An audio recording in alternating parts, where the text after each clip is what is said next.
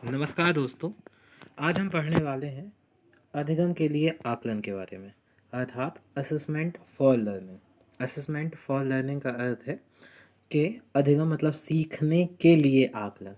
हमें बच्चे को सिखाना है और उसका आकलन करना है या उसका मूल्यांकन करना है कि बच्चे को सीखने में कहाँ कहाँ और कमी आ रही है और बच्चे को फिर सिखाना है। इसलिए इसको बोला जाता है, निर्माणात्मक मूल्यांकन भी बोला जाता है अधिगम के लिए आकलन को, क्योंकि इसमें बच्चे का निर्माण होता है, कॉन्सेप्ट्स के बच्चों का निर्माण होता है और बच्चे का आकलन किया जाता है और ऐसे ही बच्चा सीखता है। इसकी हमने ट्रिक बनाई है के दौरान, अर्थात अधिगम के दौरान ही बच्चे का आकलन कर लिया जाता है और बच्चे को जहाँ भी कमी आ रही है उसका पता करके और सिखाया जाता है। इसमें जहाँ भी ज़रूरत है उसका निदान किया जाता है, इसलिए निदान भी यहाँ शब्दशः लिखा हुआ है।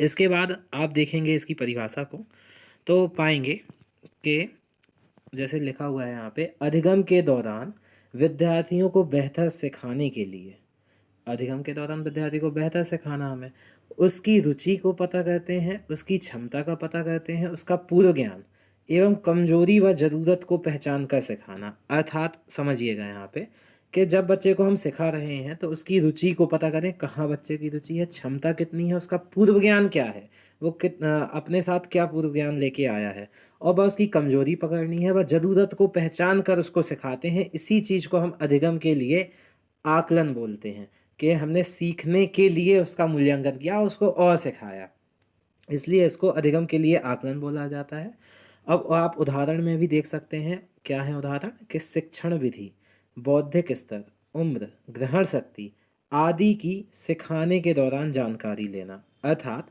जैसे हम शिक्षण विधि की बात करें कि बच्चे को हम किसी शिक्षण विधि से या हम अपनी कक्षा में किसी शिक्षण विधि से पढ़ा रहे हैं, पर किसी बच्चे को अलग शिक्षण विधि से समझ में आता है, किसी को अलग, तो हम यहाँ पे बच्चे के अनुसार शिक्षण विधि में परिवर्तन ला सकते हैं, उसके अनुसार या उसको जो ज़्यादा अनुकूल हो वैसी शिक्षण विधि। उसका बौद्धिक स्तर हम देखते हैं, उसकी उम्र देखते हैं और उसकी ग्रहण शक्ति देखते हैं, कितनी ग्रहण शक्ति है। सभी बच्चे की एक जैसी ग्रहण शक्ति नहीं होती, तो जिस बच्चे की जैसी ग्रहण शक्ति है उसको उसके हिसाब से सिखाना। आदि की ग्रहण शक्ति आदि की सिखाने के दौरान जानकारी ले लेना और उसको वैसे चीज़ें प्रोवाइड कराना जिससे व्यक्ति या जिससे बच्चा बहुत अच्छे से सीख पाए। यही होता है आपका अधिगम के लिए आकलन, अर्थात इसको हम बोलेंगे असेसमेंट फॉर लर्निंग। यदि अच्छा लगा हो तो चैनल को सब्सक्राइब जरूर करें। बहुत बहुत धन्यवाद।